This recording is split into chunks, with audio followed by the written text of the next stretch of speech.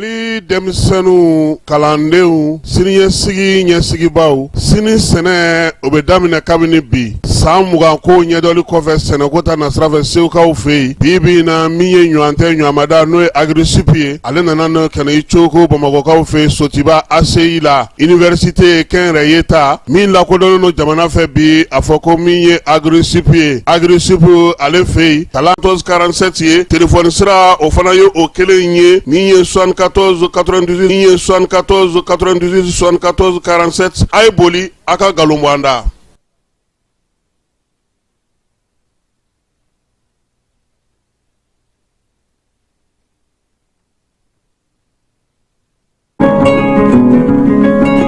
Rentrée académique 2026-2027, votre avenir commence ici. Chers étudiants, nouveaux bacheliers, professionnels du secteur public et privé, l'Université africaine franco-arabe UPAFA a le plaisir de vous annoncer l'ouverture des inscriptions pour l'année académique 2026-2027 en licence, master et doctorat. Rejoignez une institution engagée dans l'excellence académique, la recherche et la formation de leaders capables de relever les défis de demain. Comme formation disponible en licence, le frais d'inscription et de scolarité annuelle est de 25 000 francs CFA. La formation pédagogique est de 300 000 francs CFA. Quant au master, le frais d'inscription et de scolarité annuelle est de 51 000 francs CFA. Et pour la formation pédagogique est de 500 000 francs CFA par an. Enfin, le doctorat, le frais d'inscription et de scolarité annuelle est de 65 000 francs CFA. Comme formation pédagogique, à retenir, rectorat UPAFA Sotiba ACI, près du monument de la victoire. Faites le choix de l'excellence, construisez votre avenir. Inscrivez-vous dès aujourd'hui pour la rentrée académique 2026-2027. Université africaine franco-arabe UPAFA, ensemble vers le savoir, l'innovation et la réussite.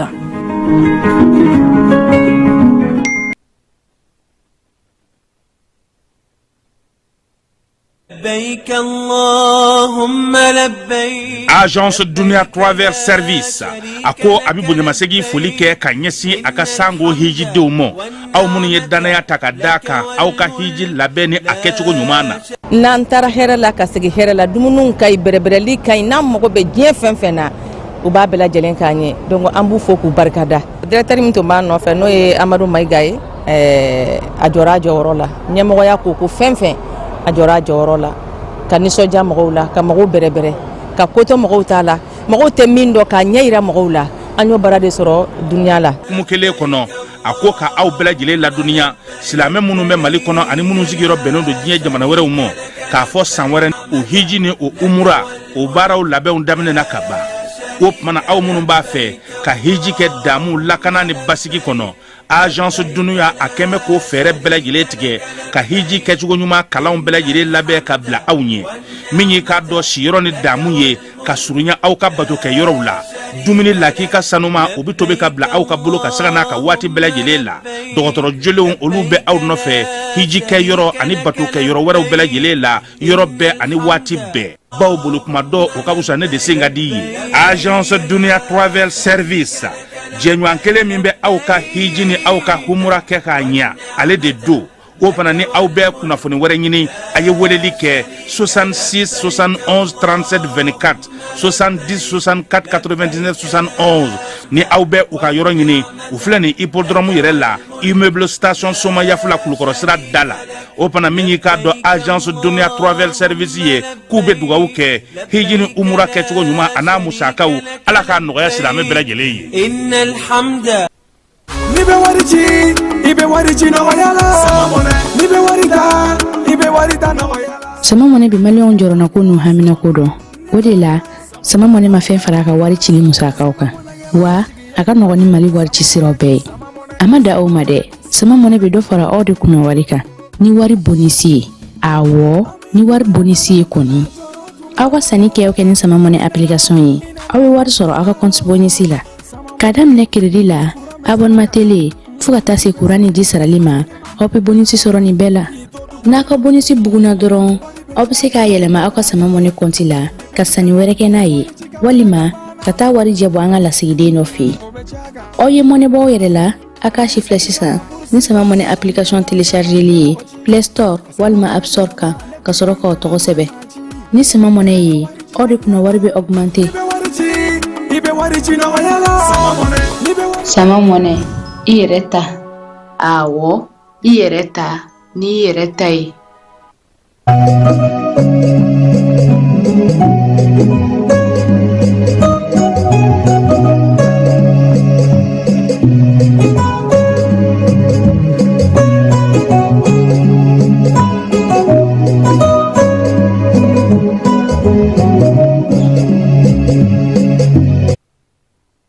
Filɛbaw ani an lamɛnbaaw aw bɛɛ lajɛlen aw ni ɲankuma bi ye kari ye min ye tubabukalo tile 23 ye bi ye san 2026 utukalo an bɛ ale la ni sɛnɛkɛlaw k'a ma ko cɔcɔ kalo tiɲɛna cɔcɔ kalo don han a bɛ ka min kɛ ni wagati ninnu na fala ye cɔcɔ yɛrɛ don a bɛ tile bi ka tile fi ka kaba na ka san futumusuni kɛ ka san da yɔrɔ dɔ la a tɛna fan dɔ la biwula in na laadala dɔgɔkun kibaruyaw an bɛ olu bakuruba fɔ aw ye ko minnu kɛra dɔgɔkun kɔnɔ faranga min b'an bolo bi sangaw k'olu ka Haut Conseil président fala k'u kun y'o minɛ k'o bila kaso la k'a sababuya kɛ ko tɔn sigili ko cogoya nka ɲɛɲinini kɛra a ko la u ye a labɔ maa kofɔlen n'o ye Mulaye Tarawele a tun bɛ kaso la kabini ntɛnɛn tɛmɛnen Haut Conseil ale baro sigi k'a ko ka Jawara taara ka t'o ko sɛgɛsɛgɛ Samaya Mala a ye siman tɔni 10 di Kejakaw ma yaasa u ka se k'u ka misiri muli baara kɛ layidu min don a timɛna min ye siman bɛɛ lajɛlen sera a seyɔrɔ la ka ban an na Kedakaw yɛrɛ olu mankan mɛn bi faranga wɛrɛ min bɛ yen an kun bɛ kɔɲɔ na bi fala ye Ibrahim Konate n'ale douane DG kɔrɔ directeur kɔrɔ inspecteur général de douane Amadou Konate ale denkɛ sabanan o kun ka kɔɲɔ bɛ bi ale ni Binta Fofana olu kɔni kɔɲɔ in kɛra mairie Burkasubugu mairie la nka bi kun ye aw yɛrɛ ka kuma invité ma yɔrɔ o tun ye bi ye Febaki ale expo kɔnɔna na an ye ja minnu sɔrɔ yen maaba caman kun bɛ yen dɛ douane directeur kura a n'a ka dankan tun bɛ yen maa minnu bɛ douane kɔnɔna na baara la BMI ni bureau cadreyaw ni fɛnw bɛɛ lajɛlen tun bɛ yen ɲɛmaa kɔrɔ fana 2 directeur kɔrɔ a n'a ka dankan kɔrɔ n'o ye Agboya ye olu fana tun bɛ yen fala ye Yakuba Katile Seydou Nantume transitaires ka ɲɛmaaw ka taa se wolomasiri tabaw fana ka ɲɛmaabaw ma fala ye min ye kunnafonidilaw fana caman kun tonnen do ye yɔrɔ jeliw ta maa t'o kuma fɔ Dagamayisa tun bɛ yen ni ye Asakida ye Safi Jabate Mamu Sidibe ka taa se u yɛrɛ ka laadala dumuni fɔlɔw ma olu nana ka bɔ tusegela a ko kama sɔɔni an na tila ka o ja yira maaw la nin y'an ka kuma la kumabaw ye wulada in na an bɛna min daminɛ directement la Mali premier ministre n'Ala sɔnna a ma sini ale kan ka taa Algérikaw fɛ yen fala ye min ye général de division Ablaye Mayiga ye ani a ɲɔgɔngo min bɛ olu fɛ n'o ye Sefi Giribi ye u kun ye ɲɔgɔn sɔrɔ nɛgɛjuru sira fɛ utukalo tile 9 o senfɛ sa u ye laseli caman kɛ jamana fila in u ka ŋaniyaw ka siri ka se ka baaraw ta taabolo kura la nin waati in na kumaw kun ye tali kɛ o la o senfɛ sa kun y'a ɲini premier ministre fɛ Abdul Tebboune Majib o ka yamaruya kɔnɔna na n'o y'a sɔrɔ a bɛ se ka taa u ka tile kelen baara kɛ ɲɔgɔn fɛ yaasa ko taabolo kura minnu bɛ nana sigi sen kan nin waati in na furancɛla fanga ale ni Algérie fanga ni ɲɔgɔn cɛ o ka se ka ɲɛfɔ faamuyali bɛ se ka ko la cogo min baara in an ye kibaruya sɔrɔ cogo min ka bɔ Mali premier ministre ka baarakɛyɔrɔ la fala ye k'a bɛ tali kɛ cɛsiri ni timinandiya ni wulikajɔ fan fila bɛɛ lajɛlen fɛ taabolo kuraw ni kuntilenna kura minnu bɛ bi ka se ka olu sigi sen kan kumaw bɛna tali kɛ min na sa o ye ka se ka bɛn ni kelenya cɛfɔ ni kan bɛ k'o sinsin min ye jamana filaw ka tɔnɔ bɛ ko minnu na k'olu sigi sen kan n'u ka dugudenw ka nafa bɛ ko minnu na Mali premier ministre ale bɛna sinsin min kan o ye Mali ka taabolo kura n'o sigilen do yɛlɛma hɔrɔnya min bɛ a bolo o labatoli hukumu kɔnɔna na jamanadenw ka hakɛ dafali ani ka kɛ ni waleya minnu bɛ kɛ maa tɛna ni sen do Mali ko la k'a fɔ a y'a kɛ tan a ye taa yan fɛ a y'a bɔ tan fala ye ko nin bɛɛ lajɛlen kuma bɛ taa fɔ sini Algérikaw fɛ yen kibaruya in dilen an y'a ye k'a fɔ premier ministre yɛrɛ ka taama in sigili sen kan o hukumu kɔnɔna na sa a yɛrɛ k'a fɔ ko tile kelen taama do fala ye n'a sera ye a jɛɲɔgɔnkɛ o bɛna kunbɛn pankurunjigi kɛnɛ na u na ɲan dɛndɛn ka taa baro sigi kɛ ka kuma minnu bɛ tali kɛ lakanako kan jamana fila ninnu cɛ u dancɛw bɛ se ka lakana cogo min min ye sɔrɔko ta na sira fɛ Alizeri bɛ fɛ ka fɛn minnu sigi sen kan n'o baaraw banna pewu selifa mana seli min ye u ka faama sigiyɔrɔ la Abdul Tejun ale ni Mali premier ministre bɛna ɲɔgɔn sɔrɔ fana u na baara kɛ baara mun bɛ yen n'o bɛna tali kɛ premier ministre filaw ye baara kɛ min na sɔgɔma o bakuruba o mana cɛ ka bɔ yen sa u bɛ sɔrɔ ka sa bataki bɔ bataki min n'o bɛ taama in bɛɛ lajɛlen kuncɛ fɛn fɛn mana bɔ a la sini an na o da bɛɛ lajɛlen tulo kan Abulaye k'a ta ka na Ala ka ɲuman ta ka ɲuman sigi nin baabu in a kɛlen don ka bɔlɔlɔ fa bɛɛ lajɛlen fa bi fala ye sabula kuma kɔrɔw ni kuma kuraw ni kuma tɛmɛnenw ni ko tɛmɛnenw ni ko minnu sigira sen kan ni ko minnu bɛ ka sigi sen kan a bɛɛ lajɛlen bɛɛ bɛ k'i ta fɔ a la nin waati in na n'Ala sɔnna ma sini an na jida ko sɛnɛ na wolomasiri tabaw ka dagatigi n'o ye Elize Jandaw ye k'an ka cɛden minnu bɛ wulikajɔ la su ani tile dugukolo ko hukumu kɔnɔna na kununko kari n'o tun ye nin sibiri n'o tun ye nin kalo in tile 22 ye sɛgɛsɛgɛliw bɛɛ lajɛlen kɔfɛ sa min ye Abe Ibarakaw ka jamana kɔrɔnfɛ fan fɛ Kidal marabolo kɔnɔna na fala ye wulikajɔ o kɛra ka ɲɛsin Bamajɔlen jɔ wale kama olu minnu kɛlen ka kɛlɛkɛminɛnw donni wolomasiri tabaw n'u ka pankuru ye o bɛɛ lajɛlen dasi k'o bɛɛ lajɛlen kari ka t'olu da kɛrɛfɛ o waati kelen fana na Bulke Sikaw fɛ Douaza marabolo la a yira k'a fɔ ko Bamajɔlen jɔ wale kaba dɔw fana tun bɛ ka fara ɲɔgɔn kan kɛ u ka ɲɛmaa dɔw tun bɛ waleya in senfɛ u n'u bolominɛw bɛɛ lajɛlen olu fana gosira an ka pankuruw fɛ Bulke Si marabolo la bi karidonya in na fana jɛrɛ fana tun bɛ ka kɛ tuguni Bamajɔlen jɔ wale kabaw fɛ Masinakaw fɛ yaasa sa ka se ka taa maaw bolo n'u bolominɛw bɛɛ lajɛlen kari ɲɔgɔn na cogo min ye an ka sɔrɔdasiw ye k'u y'u jɔ u jɔyɔrɔ la kosɛbɛ yaasa ka se ka dangari nin ko ninnu bɛɛ lajɛlen na motow caman b'a tigilamaw bolo a bɛɛ lajɛlen kɔni gosira ka taa bɛɛ lajɛlen halaki a n'a moto sanfɛmɔgɔw bɛɛ lajɛlen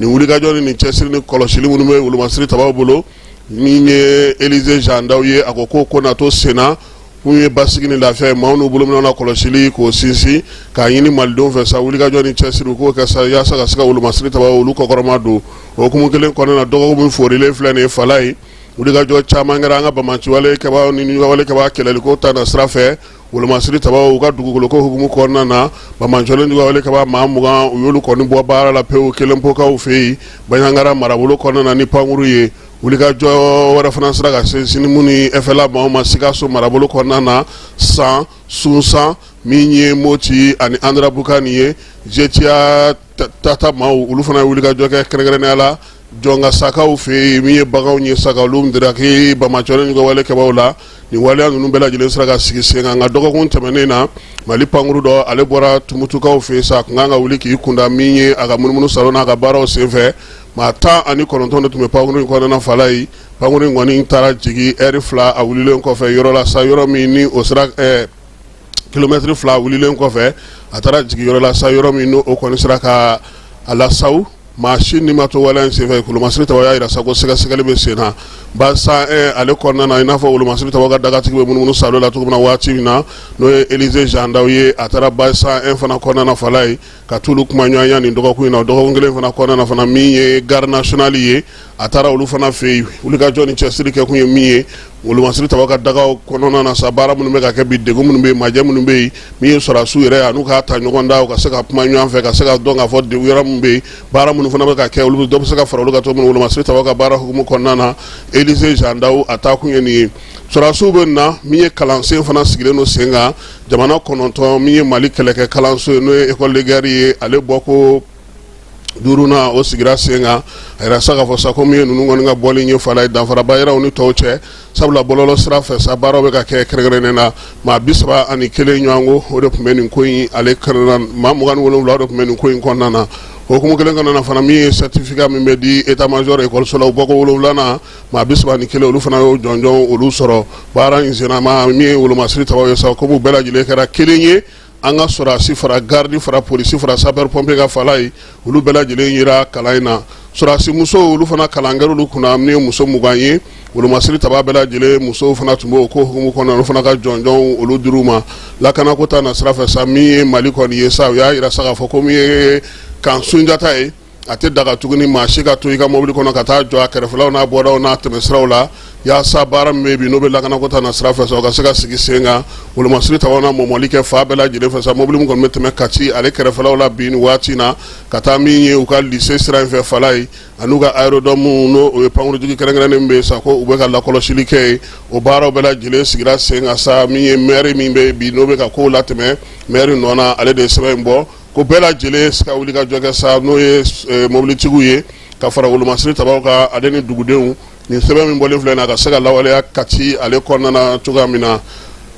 nin dɔgɔkun in fana kɔnɔ maa minnu bɛ yen sa n'olu y'u yɛrɛ sɔrɔ maa 82 n'o y'an ka wolomasiri tabaw ye Fala ye n'olu y'u yɛrɛ sɔrɔ utukalo tile 13 olu taara Kuluba faama sigiyɔrɔ la Général d'armée Asimi a ye jigisigi kumaw fɔ u ye u yɛrɛ yira sa k'a fɔ k'u labɛnnen don waati bɛɛ ni ye nin ko ninnu ye sa u ka se ka sigi sen kan cogo min na u y'u ka kuma kurakuraya colonel Adama Bagayogo fɛ ale y'a yira sa k'a fɔ k'u labɛnnen don halisa ka taa Kidali kɛlɛ ale kɛ yɛrɛma hɔrɔnya o bɛ se ka kɛ cogo min na basigi ni lafiya bɛ se ka don malidenw kan cogo min na min ye furancɛla fanga maaw ye sa u ye kalikan minnu ta u ka se ka lafasa u ka se ka lawaleya o hukumu ale kɔnɔna na taji k'a daminɛ kalo daminɛ ka na se a camancɛ ma sa min ye citerne 1400 o de donna an ka jamana kɔnɔ litiri 66,000 o kunɲɔgɔn de donna nka kununko sɔgɔma Fala ye kunun tuguni min ye citerne 900 o fana nana fara a kan tuguni nin kalo kelen kɔnɔna na yaasa basigi ni lafiya bɛ se ka sigi sen kan cogo min DGCC polisiw ale ni douanelakaw olu bɛ ka wuli ka jɔ kɛ o ko hukumu kɔnɔna na min ye mobili ninnu bɛɛ lajɛlen nali sa ka se k'u lakɔlɔsi u ka se ka don basigi ni lafiya kɔnɔna na wolomasiri tabaw olu ka baara y'o ye ani chauffeur n'u ka parantiw Mali ale kɔnɔna na tajiko bɛ se ka sigi sen kan cogo min na samiyaji ale kɛlen don zanni gɛlɛgɛlɛ ye nka degunba min bɛ bi Mali sɛnɛkɛ ko ta nasarala Fala ye o ye nɔgɔko ye jamana b'i kɔ don nɔgɔ min na k'o di maaw ma n'a bɛ dɔ bɔ a sɔngɔ la o kɔni gɛlɛyalen don maaw bɛ k'o nɔgɔ in san bi min ye 5000 ye k'a sɔrɔ jamana tun bɛ dɔ bɔ a la u ka se k'a sɔrɔ 3000 ɲɔgɔn la bi na sɛnɛkɛyɔrɔ caman kɔnɔna ji bɛ ka jigin nka min ye ji ale sumayali ka taa fara sumansiw yɛrɛ ɲuman sɔrɔli kan min ye nɔgɔ fana sɔrɔli ye o y'a to sa yɔrɔ caman na baara ninnu kɔni gɛlɛyara kɛnɛyako ta na sira fɛ sa bolociw bɛ sen na denmisɛnnin minnu si b'a daminɛ fu la sa ka taa se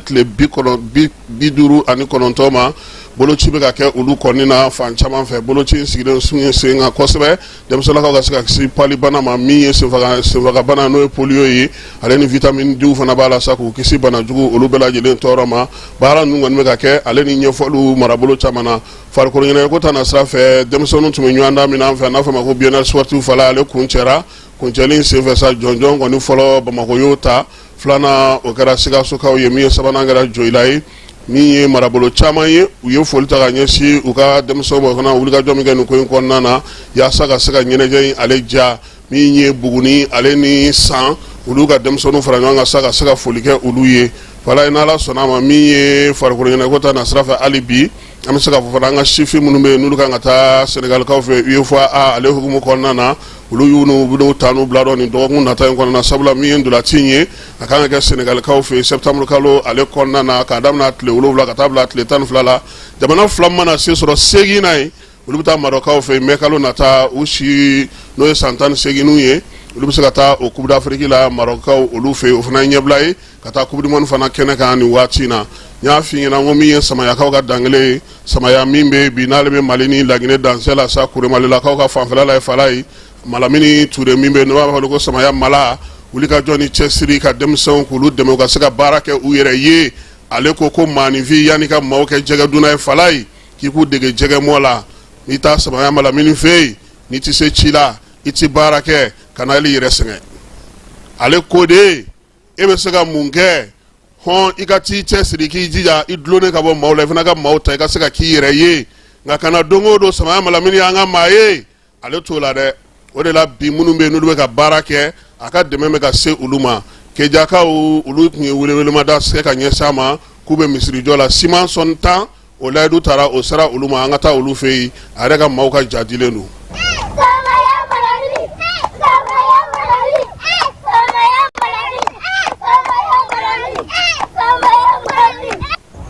Maliyɛnw bɛɛ fɔlen don Nungwa Media TV de an tun bɛ Kiɲɛda la bi Samaya Malamini Ture a y'a fɔ a y'a kɛ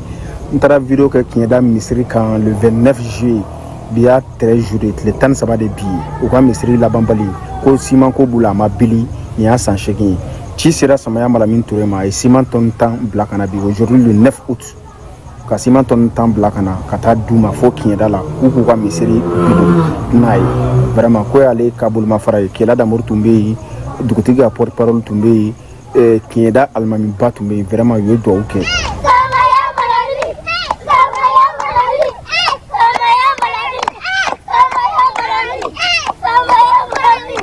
Kiɲɛda denmisɛnninw tun bɛ yen kɔntannen ba ka Samaya Malamine Ture fo hali denmisɛnninw b'a dɔn u ma deli k'a ye mais u b'a baara kɛ nɔ dɔn u y'a baara kɛ nɔ mɛn u y'a bolo nɔ u ye denmisɛnninw Kiɲɛda denmisɛnninw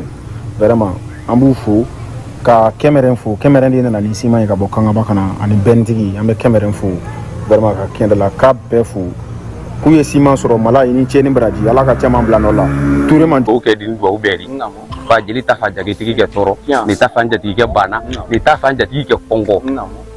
ina bɛ kama sɔrɔ jeli jatigi bɛ tɔɔrɔ jeli yɛrɛ bɛ tɔɔrɔ Samaya Malamine Ala k'i tɔɔrɔ an kɔrɔdɔ fililen san 8 a tɛ ko wuritigi tɛ Mali la o mais tulon fa yobo yaba bila lɔnbaga dɔ bɛɛ la Wulimadu nalen kɔrɔ ke fɔla yen kɔrɔ kuma fɔ ni bi tɛ tele 15 bɔ ni million yiri ka joli di an tɛ Ala deli Ala bara boye bara an kan bumbu ama ne le n'a tɔgɔla mande ya ko yiri sumaba an kɛ tɛgɛran bila an kɛ ji kɛ yiri ni tu fɛ an kɛ bisi bila an kɛ ji kɛ yiri ni tu fɛ min bɛ kɛ yiri ni tɛgɛ ko dɔ k'a ban a k'a kɛ Ala n'a kira kama Malamine yiri min di nin kɔni nin y'o bannen Mali bɛɛ nafa la fɛ nin tun tɛ campagne di ba campagne kɛla a fɔla ale ko bɔ n'Ala sɔnna ma n bɛ n'a kɛ ale t'a t'o di dɛ ale b'a kɛ le o kɔfɛ k'i don a kɛnɛ kan a tɛ yɛlɛda ma kɛ o ko ɲini ka fɔ i k'a fɔ mɛnɛnɛnɛ k'i k'a kɛ mɛnɛnɛnɛ Jawarala ko ten ko k'a fɔ ka ko ɲuman la kandigi ni bagandigi ko Malamine ko k'i fɔ k'i ko ɲuman lɔn Kela ko k'i fɔ k'i ko ɲuman lɔn Kiɲɛda ko k'i fɔ k'i ko ɲuman lɔn Ɲamakala ko k'i fɔ k'i ko ɲuman lɔn mɔgɔ kelen tɛ se k'o la i n'i ka tɔnden bɛɛ délégation bɛɛ Sogore n'a kɔ jama bɛɛ kibara la tɛgɛ n'o ma di a tɛ kɛ Sogore n'a ka jama Kɛmɛrɛn ni ka foli d'i ma nin kuma tɛ janya la nin dimanturu kuma min kɛ di kɛ sen dɔ kuma tɛ yen Ala ka kɛ misiri di Ala ka kɛ Ala ka so di Ala ka kɛ baraji ɲini yɔrɔ di Ala ka kɛ Ala ta ye Ala ka bɛn d'an ma Ala ka sabari d'an ma Ala k'an kuma famakɛ kɔfɛ Ala kana famakɛ ni tɛgɛ an dɔ kuma min tɛrɛn fɛ denmisɛnniya kuma dɔ kuma kɛ gɛlɛn manden ni manden lamini misiri mɛrɛkɛ min ma i b'a kɛ Ala kan bɛ kɛ yafa denmisɛnni kuma di an bɔra Samaya an bɛ taa sankaw fɛ yen a yera k'a fɔ min ye o conseil bolofara min bɛ yen o sigili hukumu kɔnɔna na fɔnkɔɲɔgɔnkɔ yera a baara la o la sa tɔn dɔw bɛ yen olu ma sɔn fiyewu k'a yira k'a fɔ ko maa minnu sigira nin waati na sa sankaw fɛ yen o conseil la fala ye olu taara n'u ta ye bɔgɔ jeninen kan kiiri sigilamaw olu kun ye min ye Mulaye Tarawele ni ale kun sugandira o conseil ka sariyaw kɔnɔna na olu kun y'o minɛ k'o bila kaso la sɛgɛsɛgɛliw ni ɲɛɲiniw bɛɛ lajɛlen kɛlen o conseil bureau ba ko k'u bɛ maa min lakodɔn min ye baara kɛ a ɲɛma olu ka tɔn hukumu kɔnɔna na ko o de ye Tarawelekɛ ye dɛ ko fo n'a sɔrɔ kiiri tigilamaw bɛ fɛn wɛrɛ nɔfɛ n'o tɛ k'u y'a bila n'o tɛ o conseil tun ye maaw wele juma tɛmɛnen ko mɔgɔw ka ɲɔgɔn sɔrɔ o conseil kɔnɔna na min bɔra o kɔnɔ Ibrahim Jawara an ka jɛ k'ale ka ɲininenw sɔrɔlenw olu bɛɛ lajɛlen lamɛn a kɛnɛ kan. An balima asilamɛw assalamu alaikum nin ye anw ye Haut Conseil Islamique du Mali siège ba la bi juma in na le 21 août 2026 an balima asilamɛw Haut Conseil Islamique du Mali n'a ɲɛmɔgɔba ye a Cheikh Asharif Ousmane Marani Haidara ye olu kun y'u ka tɔndenw wele bi ka taa assemblée générale ba kɛ ko ka d'a kan fɛn min ye san Haut Conseil Islamique président ye Mulaye Tarawele ko o tun minɛlen don an balimaw o de la sa an wulila ka taa Haut Conseil la cogoya min na u ka ni assemblée générale an ka ta ka taa participer a la nka an balimaw an silen sa bi juma wula in na an y'a sɔrɔ assemblée générale u y'o bɔ a ma ni k'a kɛ ɲɛfɔli ani folikan ani waleɲuman dɔn an balima silamɛw ka d'a kan yanni kɛnɛ ka sigi fɛn min ye san Haut Conseil Islamique président ye Mulaye Tarawele k'u y'a bila an balimaw alhamdulilayi o ye kunnafoni duman ye o de la sa assemblée générale bɛɛ in u y'a yɛlɛma k'a kɛ ɲɛfɔli ye silamɛw ye mun de kɛra san o tɛmɛnen kɔfɛ foli ani waleɲuman dɔn k'a lase maa o maa de wulila k'i jɔ nin ko in na cogoya min na san Haut Conseil Islamique ɲɛmɔgɔba a ka se ka bila u y'u fo k'u waliman dɔn. ومن يطع الله ورسوله فقد فاز فوزا عظيما. kuranɛ kalan bannen sa a sheikh ibrahim kɔntawo ale ye kuma ta jama nakun k'o fɔ jama ye o tɛmɛnen kɔfɛ k'a yira bɛɛ la k'a fɔ alhamdulilayi san haut conseil islamique ɲɛmɔgɔba mulayi tarawele k'u y'a bila alhamdulilayi. an ka président min bɛ yen nɔ ni bi ye maa min ka sigi bureau accordé n'o y'o validé o président a labanna o minɛni na a minɛna a datugura hakili la kabini tɛnɛndon de don bon an ye réunion k'a la pour que ka se k'a dɔn o conseil kan ka mun kɛ nin ko in na anw ka jate la nin minɛna o conseil ka a minɛn de kɔnɔ o ka président kɔnɔ o ka sigi de fana kɔnɔ o mana kɛ cogo o cogo o tɛ se ka taa ka o conseil islamique dan bon a minɛnen an y'a ɲini an ka se ka faamuyaw sɔrɔ a la bon anw ka information min bɛɛ sera an ma a m'an satisfait k'a fɔ est-ce que o bɛ minɛni kun bɔ information minnu tun sera an ma hali n'a y'a sɔrɔ anw ma information bɛɛ sɔrɔ 100% mais anw kɔni ye réunion kɛ yan nɔ an bɛnn'a kan information fɛn o fɛn b'an bolo a tun tɛ datuguli kun bɔ o la yann'anw maa damadɔ k'a fɔ a b'a décider n'o ye bureau exécutif ye an k'a lajɛ information min don an ka bureau mɔgɔ bɛɛ lajɛlen wele bi an ka information da u tulo la aw wele kun de tun y'o ye ka na information da u tulo kan mais mɔgɔw ma démarche jɔ an b'an ka président Macky fo an bɛ président Usman Madan Serif Madan Haidara fo an bɛ monsieur le ministre Musa Ba fo mais yann'an ka se yan nɔ Alahu Taala ye yɛlɛma don ko la a ti heure kelen bɔ président Macky ye ne wele k'a fɔ ko cɛ k'a bilala mɔgɔw ka démarche la a taara abouti bilali la donc an ka sigi c'est normal donc sigi man kan ka segin kɔ i bɛ fɛn min na n'o ɲɛnabɔra o fana y'i ka ci in dɔ de ye donc ka bɛɛ lajɛlen wele ka bɛɛ lajɛlen fo fɔlɔ u ka nali la ka bɛɛ lajɛlen fo u ka hami na diinɛ na ka bɛɛ lajɛlen fo u ka militanya la o conseil islamique la an welela kun min na a résultat de ye nin donc o t'a bali an bɛ foli kɛ fɔlɔ maa minnu démarche kɛ an ka mɔgɔw la ani démarche kɛra maa minnu na fana n'u kɛra sababu ye k'a bila k'olu bɛɛ lajɛlen fo o ye état ye baara kɛ ko in na kosɛbɛ donc président Macky komi ale de ye bilali fɔ n ye a ye démarche dɔw kɛ o taara abouti nin na an b'a fo. aw ni cɛw ni baraji Ibrahim Jawara ka bɔ conseil siège la wasalamu alaikum.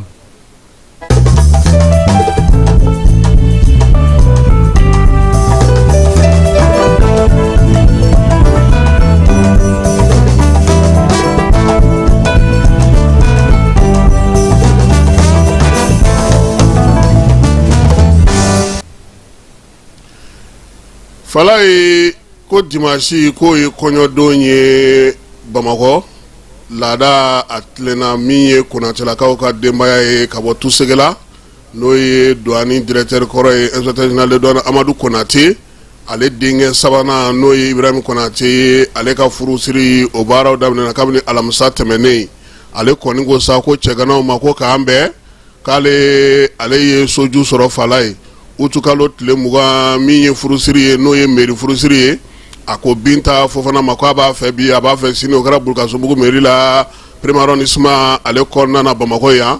bisa ka limanaw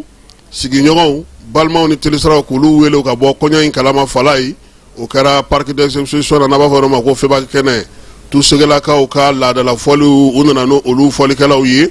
Mariamu Sidibe n'o ye Mamu Sidibe ye ka taa se Safi ninnu ma ale ni jeliw caman ni Asakidaw olu bɛɛ lajɛlen nana kɛnɛ kan maa falen caman tun bɛ yen douane directeur bɛ maa min bolo bi n'o ye inspecteur général de douane Cheikh Amala Jalo ye a n'a ka danga n'o o ye Mamadu Traore ye Moribo Mayiga ni ale douane directeur kɛ ka kɔrɔ Amadu Togola Fala ye ale ni ministre ka conseiller olu bɛɛ lajɛlen tun bɛ n'o sɔrɔ ministre ye Yakuba Katile ale min ye INTM yɛrɛ secrétaire général ye douane kɔnɔna na ni ye conseil économique et social fana ɲɛmaa do INTM yɛrɛ bureau ba yɛrɛ secrétaire général do ale fana tun bɛ yen a n'a ka dangaw a n'a ka baarakɛlaw n'a a teriw n'o ye an kɔrɔkɛ Usman Traoré ale fana tun b'a kɛnɛ kan Sidiki Nfa Konate ale yɛrɛ ORTM directeur kɔrɔ ye ministre kɔrɔ fana do wa min ye Tusigilaka do Kɔlɔnjɛbaka do Kɔlɔnjɛbakaw kɔni camanba de tun bɛ ko in kɛnɛ kan ye Fala ye Cɛmɔgɔ Konate an b'ale fana fo ale fana ye Kɔlɔnjɛbaka ye u caman baden n'u ka laadalamaw caman nana sa ka na min ye kɔɲɔ in kɔni k'a diya kosɛbɛ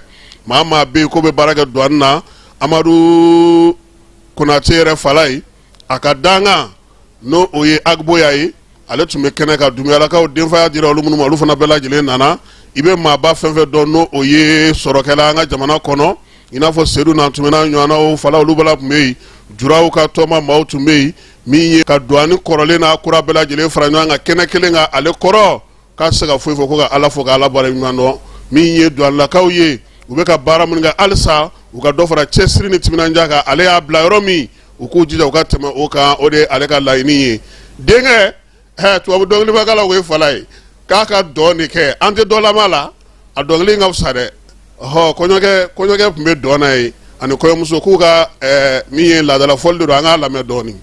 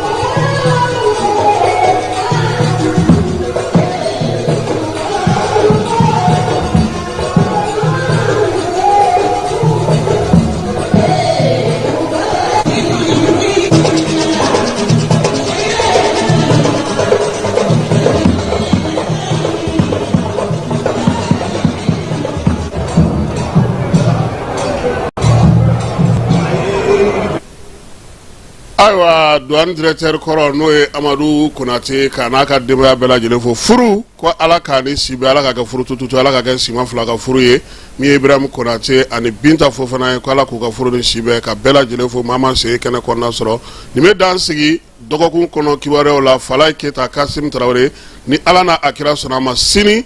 ni Ala sɔnna a ma Fala ye sini an na ɲɔgɔn sɔrɔ yan kibaruya kuraw kɛnɛ kan min ni si tɛ kelen maa bɛ se ka faamuyali sɔrɔ a ko la cogo min na Ala ka fajiri k'an bɛɛ lajɛlen garisigɛ bɛɛ lajɛlen ma aw minnu b'a fɛ ka voyager k'a sɔrɔ a ma degun sɔrɔ a ka voyage kɔnɔna na compagnie de transport Somatra u y'a kanu ka na ni kari kura caman ye kari minnu dilanna norme kɔnɔna na aw ka lafiya kama a suspension wo a climatisation a siège wo n'i ye kari jɔlen ye foyi tɛ jigin kɔnɔ i bɛ se ka don a kɔnɔna na cogo min na Somatra e ka kari Somatra ne ka kari Somatra anw ka kari o hukumu kɔnɔna na kari ninnu bɛ sira ta don ko don Bamako Segu San Moti Kucala ka taa se Sikaso ma Keɲeba Kita u ma ɲina Yoro di Sahel maaw kɔ ka taa se Kolokani Jijeni fo ka taa se Bɛnma ma Somatra fiɲɛ foroko Somatra ka wuli hɛrɛ la ka se hɛrɛ la ayiwa client aw bɛ